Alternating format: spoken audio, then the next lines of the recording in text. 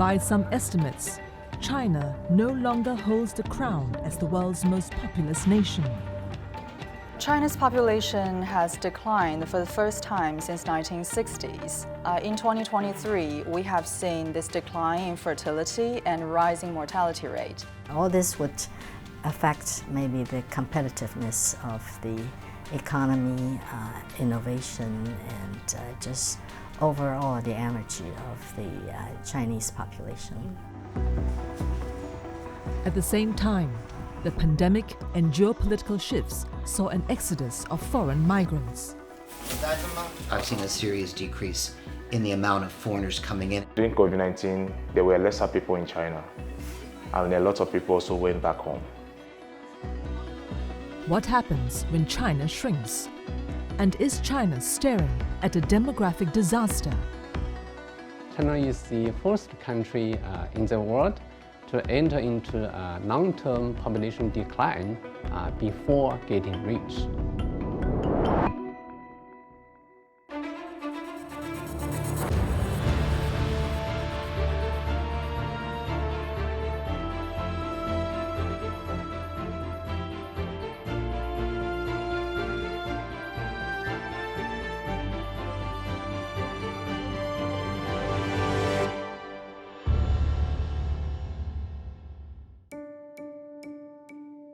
At the end of 2022, the world's population reached 8 billion for the first time. While there are more people on the planet than ever before, there is a reversal in what was the world's most populous nation. China, home to 1.4 billion people, had begun shrinking. In January 2023, China's National Bureau of Statistics announced its population shrank by about 850,000 the year before. The number of deaths in the year, some 10.4 million, outstripped the number of births, about 9.5 million. This is China's first population decline since the 1960s. 就是我比较清楚，国内的人口是一直在下降的，就是其实周围身边的人其实都不太愿意生孩子，是普遍现象。就是不管你给母亲或者给家庭有多大的补贴，就少子化是必然的趋势。年轻人就是更加有自己的想法吧，然后不太愿意、不太想去承担太多的，因为养小孩其实现在责任还是挺大的。The latest numbers are obviously something that make people very nervous, especially the government. That means that the population will continue to get older with fewer children that were born every year, and the working age population is also going to continue to decline. Many attribute China's population decline to the one-child policy. This initiative was implemented between 1980 to 2015 to curb population growth by restricting births to one child per family. However, this was not modern China's first attempt at population control. The biggest decline in China's fertility rate was before one-child policy, from 1950s on until 1970s, where the pronatal policy, the family policy, fertility policy, is a more milder version, which emphasizes late marriage, longer spacing, and smaller family. And so in China, they call it 晚稀少. The 晚稀少, later, longer, fewer birth control campaign was a response to overpopulation in China. During the Great Leap Forward between 1958 and 1962, the Communist Party sought to reshape China into a communist agrarian society. But instead of increasing production, it led to mass starvation and famine. Reports say between 15 and 55 million people died. Birth rates, however, remained high.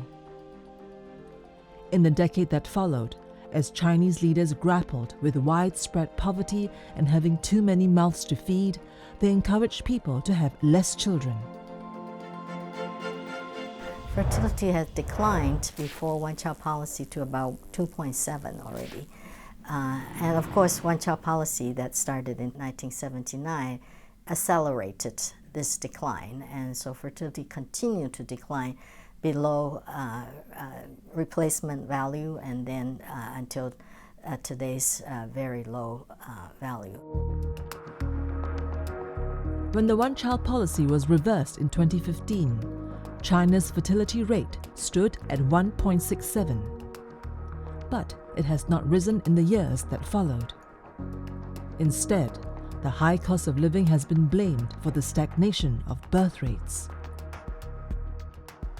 其实也是很多人，包括我自己吧，前期不太愿意生小孩的一个原因吧，因为这几年学区房价格实在太高了。生第三胎有一个加大的一个激励或者奖励政策，或者上幼儿园啊，上给补助啊，一些政策呢，年轻人呢可能还有一些积极性，否则的话，现在年轻人负担太重。And the Chinese leadership was worried. In a speech in last year's Communist Party Congress, Xi Jinping vowed to boost birth rates and respond to the aging population. China is the first country in the world to enter into a long-term population decline before getting rich.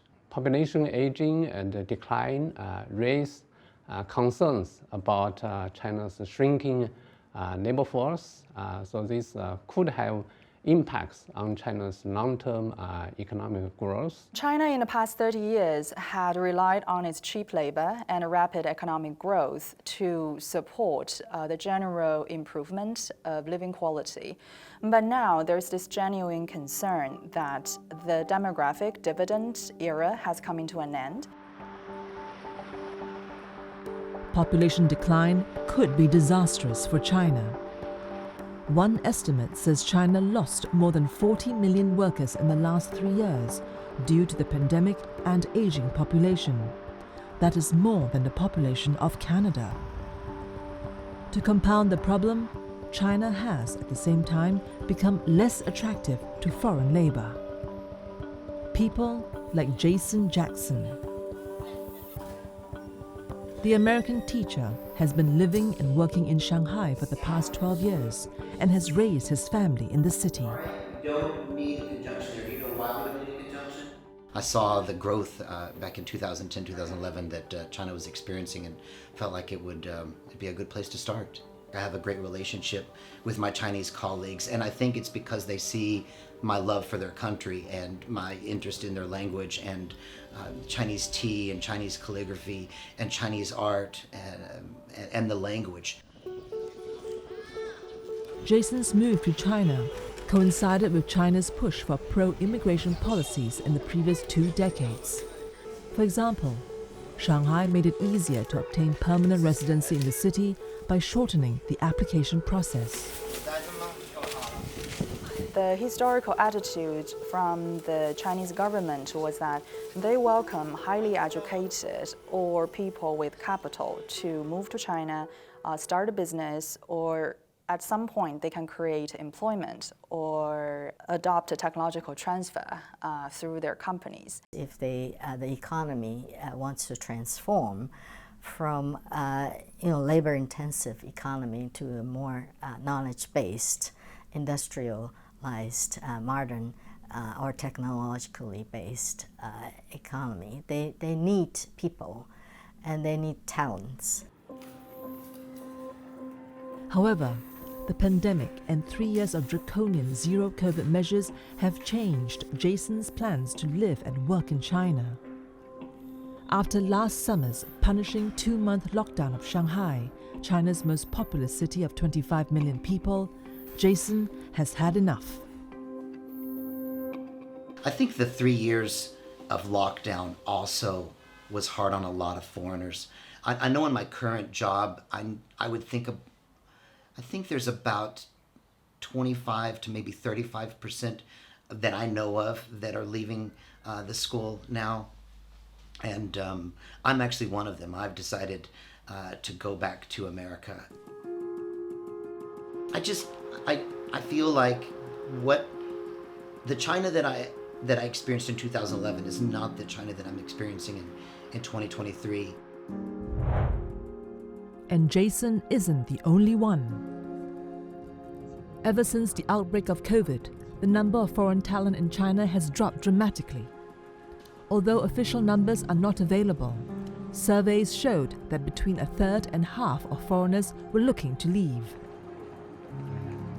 When I was leaving Shanghai, I went to the entry-exit visa department in Shanghai, and the amount of foreigners that were there once the COVID restrictions lifted blew my mind.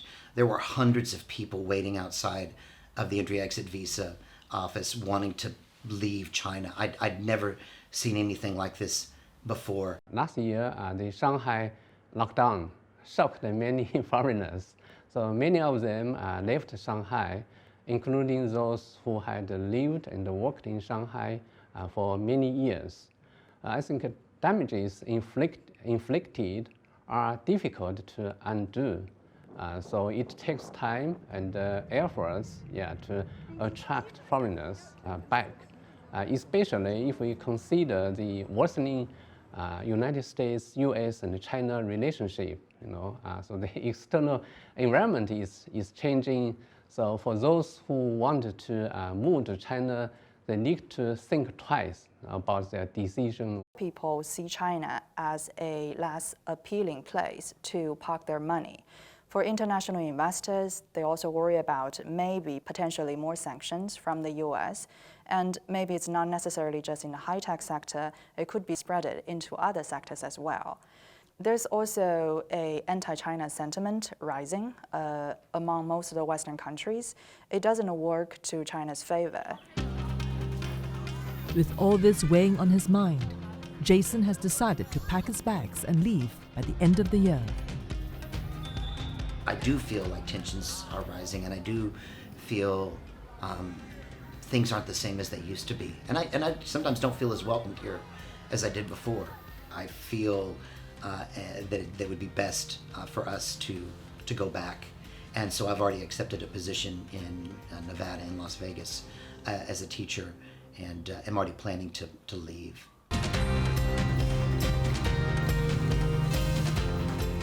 But while some are leaving China, there are others who are keen to come. Can China reverse the emigration trend and plug the worrying gap in the shrinking workforce?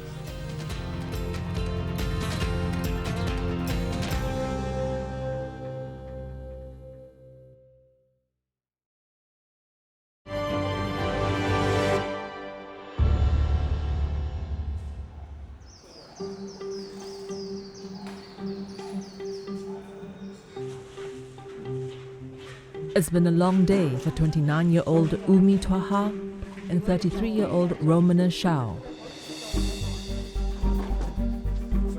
Since the morning, they have been sorting and packing cargo boxes for shipping. They're still at work after a 12-hour shift, rushing to meet the deadline for the next day.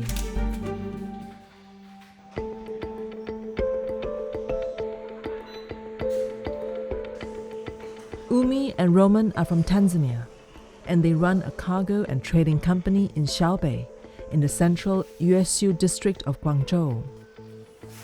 Xiaobei is also known as Little Africa. This area caters to African residents with restaurants, mini-marts, and convenience shops. There are a lot of industries and manufacturers here in China.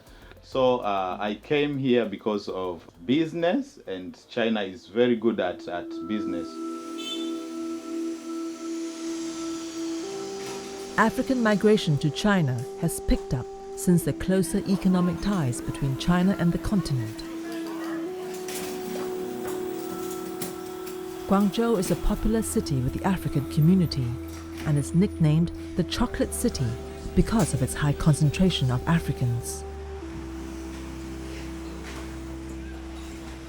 The African community based in Guangzhou, they are preferring Guangzhou specifically because Guangzhou is also having a port. So if they are even buying their goods, it's easy to ship them to go to African countries. But also Guangzhou city is so welcoming. Guangzhou people are so friendly as compared to other cities I've been to. China is now Africa's largest trading partner. 43 African nations are included in China's ambitious Belt and Road Initiative, or BRI.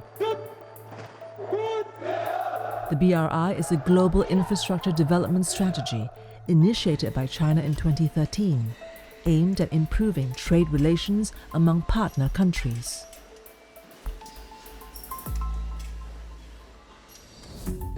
Chinese investment in the African continent grew from $75 million in 2003 to $2.7 billion in 2019. Their growing relations are also visible in migration patterns. Guangzhou is said to be home to about 500,000 Africans, while an estimated 1 to 2 million Chinese are in Africa.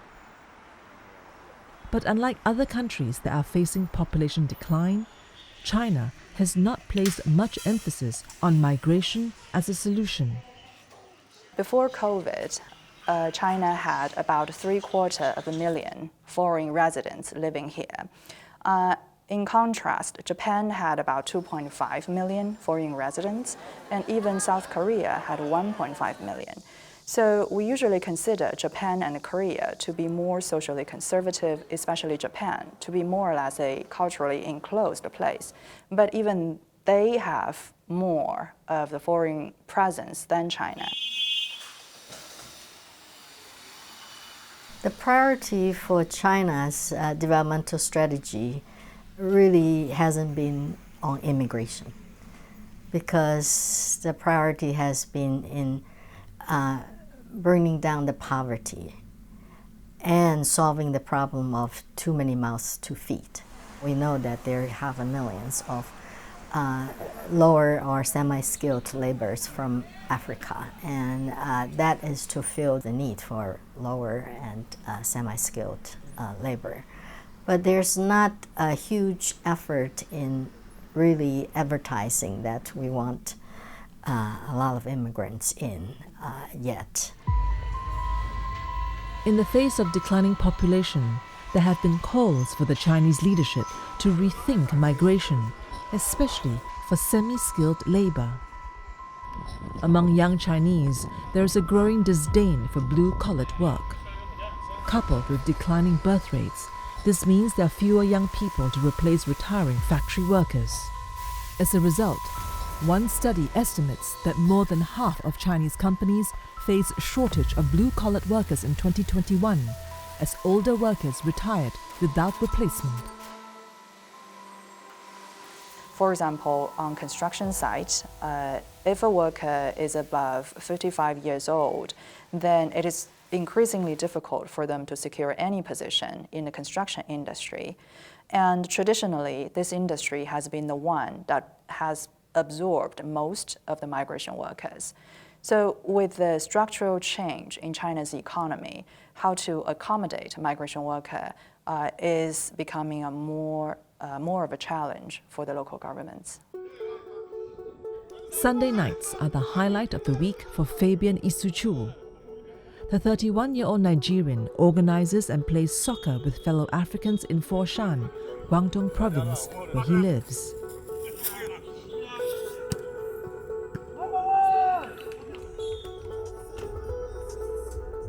Fabian has been living and working in China for 9 years. He first came to China as a student, and now he owns a clothing and trading company. According to him, factory workers have become expensive as young Chinese shun labor-intensive industries. And I tell you the truth, people work in the factory makes more salary than people work in the office. I knew a lady who makes like 15,000 or 20,000 a month. There's a lot of youth now, they don't care about doing some of the jobs in China now. Some of them think that the salary is too low. China's rising labor costs weigh on foreign investors already spooked by the country's COVID policies. Research by the Reshoring Institute reported that China can no longer be considered a low-cost country as its labor rates have significantly increased. For example, labor costs in China are twice that of neighboring Vietnam. Fabian, for one, believes African migrants can alleviate cost pressures. For African workers, labors are cheap. You know, if you're paying this person like 6,000, you can pay them like 4,000 or 3,000. They're okay with it. And the money they are making is okay for them. They're happy with it because when they send it back home, they see they're making, and they'll be paying their taxes as well. So they are also contributing to the country, and they're also helping themselves as well. He has personally lobbied the local authorities to tap on this cheap and available labor pool. By allowing African students in China to also work part-time. When I was in Shenyang, we tried to pray the government, the immigration, they should provide like little job for the students. Maybe after classes, you go to your job, like to do your part-time. All the foreigners they are more talented. We learn from each other, you know. So I believe that government should look into this. But migration brings with it social friction, especially in a largely homogeneous country like China. In 2017, one politician proposed ousting the Africans in Guangzhou, claiming, among other things, that they were vectors for AIDS. Then, there was an uptick of xenophobic posts on social media during the pandemic, targeted at the African community. Something that Umi and Roman are familiar with. I didn't experience it personally, but there were some news, and some of the clips were even they went viral, I think, on Douyin. So there was a time when they go to the supermarket to line up for food, the line is really long. But sometimes, because maybe some people are black, they are treated differently. Someone is really avoiding you because you're just black. Some of our Chinese friends were really good, but some of them, you know, ignorance is everywhere in the world. But yeah, it was there on the street. Although the Chinese government has emphasized its zero-tolerance policy towards racism, it can be difficult to stamp out xenophobia if the migrants are seen as competing with the locals for limited opportunities. China now is still concerned about the unemployment issue. Every year, the new labor market entrance is over 15 million.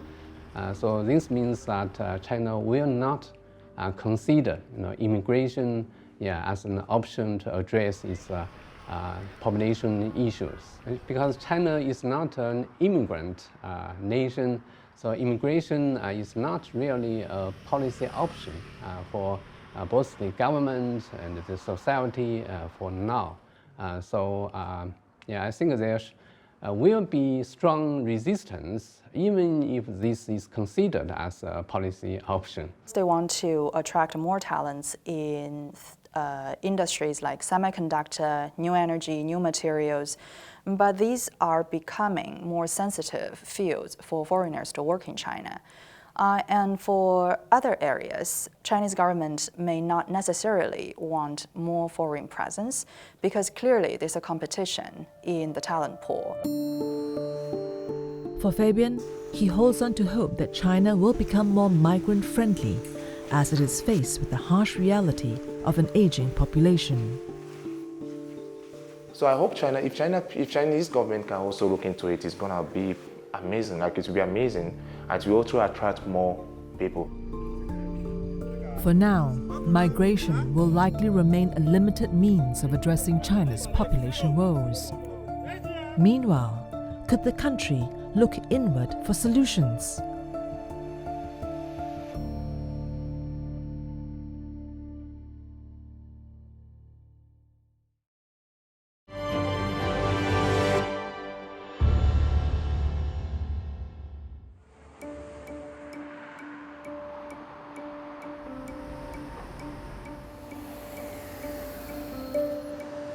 At the age of 24, Yan Tingwu did what many young graduates like him do. The Shandong native packed his bags and headed for a Tier 1 city, a categorization for the most developed cities in China. In Yan's case, he headed for the capital, Beijing, together with a classmate. 作为一个中国的首都城市，它的所接触的资源啦，还有各种条件啊，相对会好一些。当时也没有想太多，就只有一个目标，就去。具体做什么呢？那是后面要考虑的事情。After job searching for about 2 months, Yan eventually landed a role as a junior executive in a media production firm. 也没有考虑到住的舒不舒适啊，就是先把自己吃和住解决掉，条件艰苦点也没有关系，先把这个事情，眼前的事情先解决掉，其他事情就可以了。大家年轻人呢，那个可能说怎么说呢，想法会比较多一些，就是大家都不愿意在自己的城市待着，都想去大城市去经历一番，然后去闯，去无论是工作啊还是生活啊。As China developed, urbanization and internal migration have been engines of growth, moving its young population from rural regions to dynamic developing cities. I'd say that the initial several decades of the economic development, the huge rapid economic growth really rely on the rural migrants that are coming in to do all kinds of different labors, construction, factories, everything. And today the number statistic shows that it's about 300 million of migrants that are coming from rural to the cities. Now, many young Chinese who make the move tend to be more educated than their predecessors. As Chinese leadership emphasized education, the enrollment rate in higher education hit 57.8% in 2021, nearly double the figure from a decade earlier. If we look at the quality of the workforce, most of them are now college educated. So what matters for China now is not just the quantity of workforce, but also the quality of workforce. So replacing the less educated retiring cohorts with the more educated younger generations will help China to sustain economic growth. But with the aging population, China can no longer count on labor from rural regions to grow. The urbanization rate has been on the decline even before the pandemic. And one policy, based on an ancient Chinese practice, further complicates internal migration. The hukou system, loosely translated as household individual. It is a registration document tied to a person's residence. Migrant workers with out-of-state registrations have limited access to services like healthcare, education, and job protections. Social services are largely funded by local governments. So local governments, local officials do not have strong incentives to provide equal services to migrant workers, to treat them equally as local hukou herders. And also there's resistance from local residents to extend urban privileges to migrant workers. So that's why, so this has been an issue for a long time to treat migrant workers equally. As China's population ages, there have been calls in recent years to reform the hukou system. This will allow more free movement of labor. While smaller cities, those with less than 3 million people, have abolished hukou requirements, change in Tier 1 cities like Beijing and Shanghai have been slow. Hukou system, if it's abolished, it would actually increase the productivity and the economic efficiency in China because people are allowed to move freely and they have more incentive and more incentive to work harder to get what they want. So that's something that I think a very serious problem that unfortunately in the recent meetings have not been talked about at all. But internal migration comes with its own challenges. As more people flock to major cities, the rising costs of housing and job competition have left the younger generation jaded. Some have checked out of the rat race, a social phenomenon known as tanping, to lie flat, and bailan, let it rot. The tanping attitude is something that people feel, what's the point of working so hard if all I can do is to living paycheck by paycheck? Never will I be able to afford housing, since housing cost is so high. When economic situation is not good and unemployment rate is so high, also the work hours is very long in China. That brings disillusions among young people where they think the return of this investment they put in the higher education or education is not there, and so they feel discouraged about that. Jack Hu runs a media outfit in Shanghai. His company helps brands to do live broadcasts and social media engagement. His is a business that could benefit from a young workforce. 对于我们来讲，其实这些年轻的群体进入到我们公司之后，给我们其实对于我们公司来讲，我们是需要这些年轻的血液来给我们公司创造更多的提供更多的策划创意和想象的一个空间。But Jack has seen a shift in attitudes among his new hires. 我们所接触到的年轻人来讲，其实他们对于整个工作的一个态度啊，包括热情度，像刚才您说的，确实是跟我们80年代甚至70年代的这一代人已经有很大的一个不同。他们的要求是完全基于一个自我的要求。可能很多年轻人他们会觉得说，我只要每天吃好喝好，可以去逛个街就可以了。那对于他们来讲，其实他们所得到的收入其实并不需要特别多。那么这样就导致了他们其实对于整个工作的热情以及所愿意去与公司同甘共苦的一个精神就会比较少。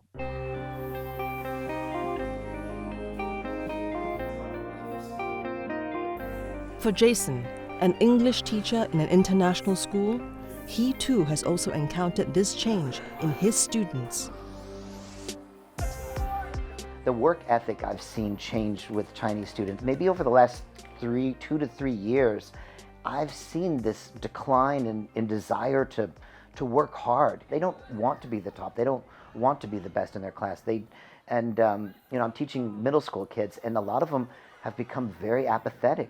There's this sense of it doesn't matter. There's no concern for their education. And the apathy could grow as China's population ages. Young workers find themselves trapped in the sandwich class, with the burden of caring for the elderly falling on them.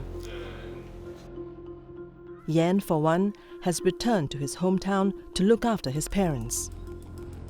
焦虑可能说会越来越严重一些。你看，随着中国人口的老龄化，年轻的人现在都不愿意去结婚，也不敢去结婚生子，就造成了这种，就是比如说，我现在面临的结婚的问题，就我会考虑到，父母的养老问题，然后结了婚之后，有了孩子之后，孩子的教育问题，因为你现在的教育成本，说实话，在逐步的在提升，因为不像我们小时候，就是随随便便怎么都可以过得去。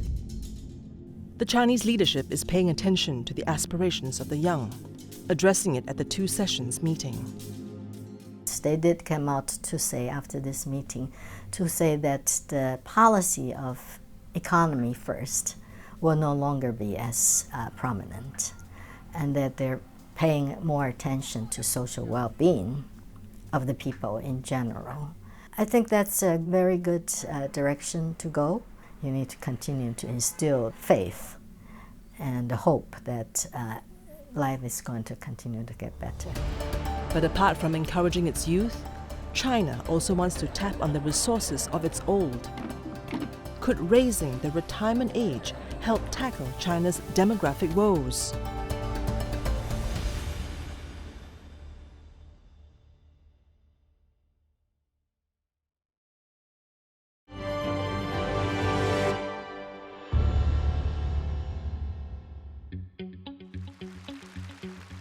At the annual meetings of China's top legislature, known as the Lianghui, or Two Sessions, the party's second-in-command, Li Qiang, announced that the government is considering raising China's retirement age.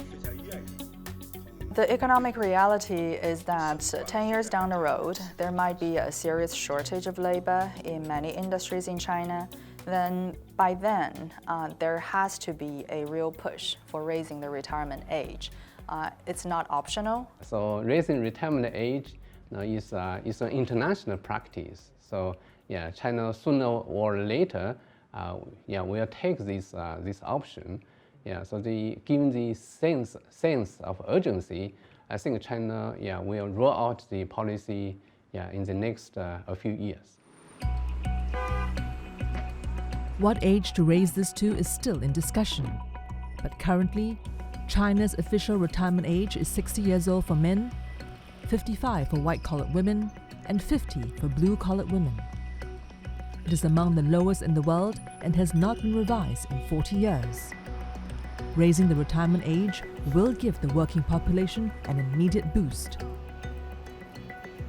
China's baby boomers was born between 1962 and 1976.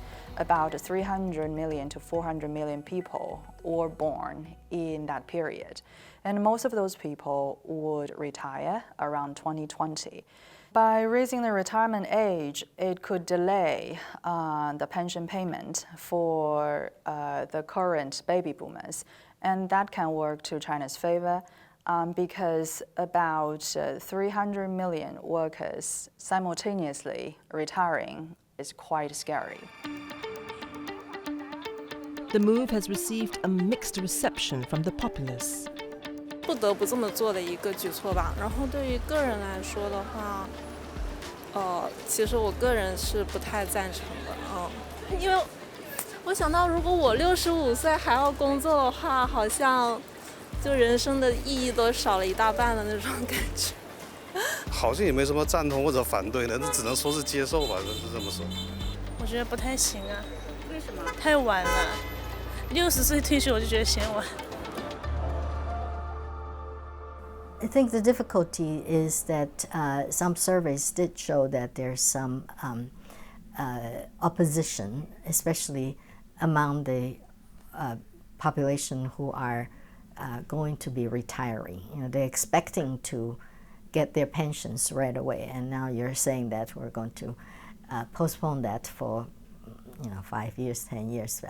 That isn't something very popular as a policy goes for this group of people. For these reasons, raising the retirement age can be politically damaging.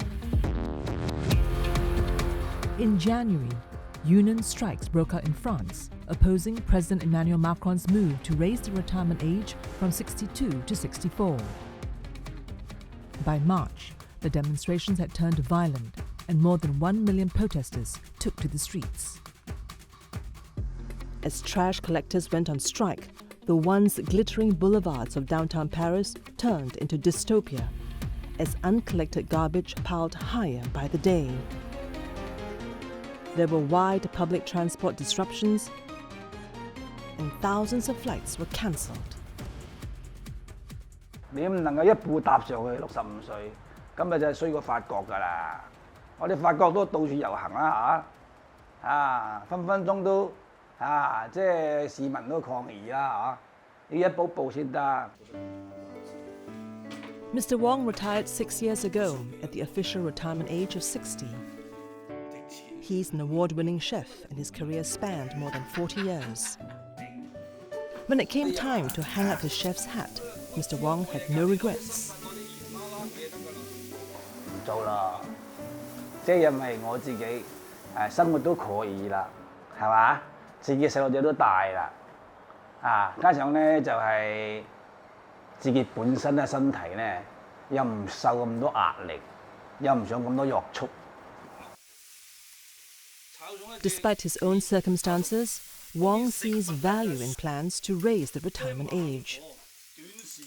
我哋醫療進步咗，主要我哋國家嘅醫療進步咗，所以我哋人嘅退休人嘅老人家嘅壽命長咗，我哋國家比咗以前70幾歲嘅，而家可能係多咗2歲3歲就長命咗，即係證明我哋國家醫療進步咗，係嘛？就係咁啊！你佢有能力想做，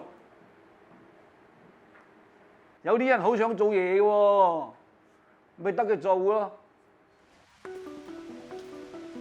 In Dongguan City, Dr. Luo was the chief physician and a specialist in pathology. When her retirement age came up at 55, she felt she still had a lot more to contribute.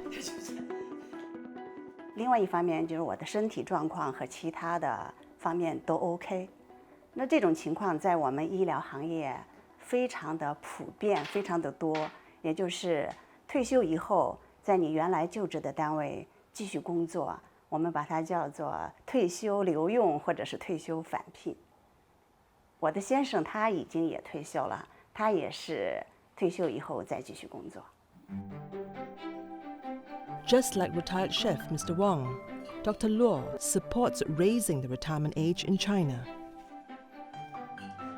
我认为延迟退休是一个必然趋势是不可避免的从外部环境或者是从全球的这个角度来讲，就是一个缓解劳动力的短缺，然后充分的利用人力的资源。The retirement age cannot be changed all of a sudden 5 years later or 10 years later. The reform of retirement age is usually a gradual increase. 1 year later, the other year, or even half a year later, and gradually that it increases and allow for some flexibility for people to decide, not completely mandatory. And apart from tapping on older workers, China still has another card to play, turning to robotic ones. In coastal China, there was this big initiative to replace a lot of the manufacturing workers with industrial robots. According to the official estimate, from 2022, China's industrial robots per worker is actually higher than that in the US.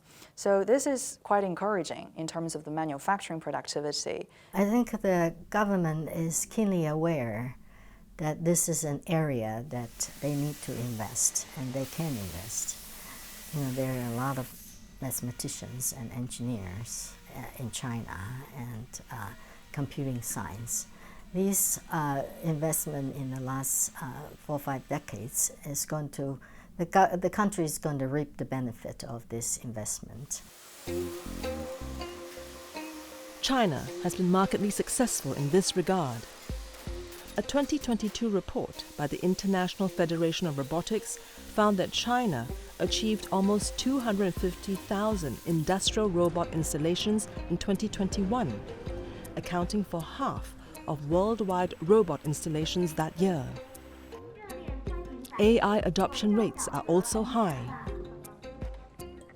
Jack Hu, for one, is keen to integrate AI into his media business. 我依然把它们都作为一个提升公司运作效率的这样的一个工具。比如说客户想要出一些不同类型的一个KV 的一个设计稿，那我可能可以用人工智能的一些工具帮我去辅助生成一些，然后我可以在其中挑选我比较喜欢的、比较理想的、比较贴合我们这次主题的一些图片，放给客户去做 reference。 To be clear, China's population, currently at 1.4 billion, is nowhere near collapse. But taking the example from other aging societies like Japan and South Korea, the demographic decline could be inevitable. Addressing these challenges in a country the size of China will prove a monumental task.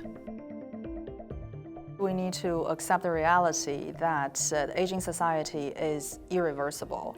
It doesn't matter what reforms China can adopt, it will become a lot older 10 years from now. The Chinese leaders are more worried about social challenges than the economic challenges. For example, funding and also providing elderly care services are more challenging for China right now. Postponing of retirement age is key, and keeping everyone healthy is key, and integrating everyone into societies that they have a happier and life, so that they still can hold this China dream.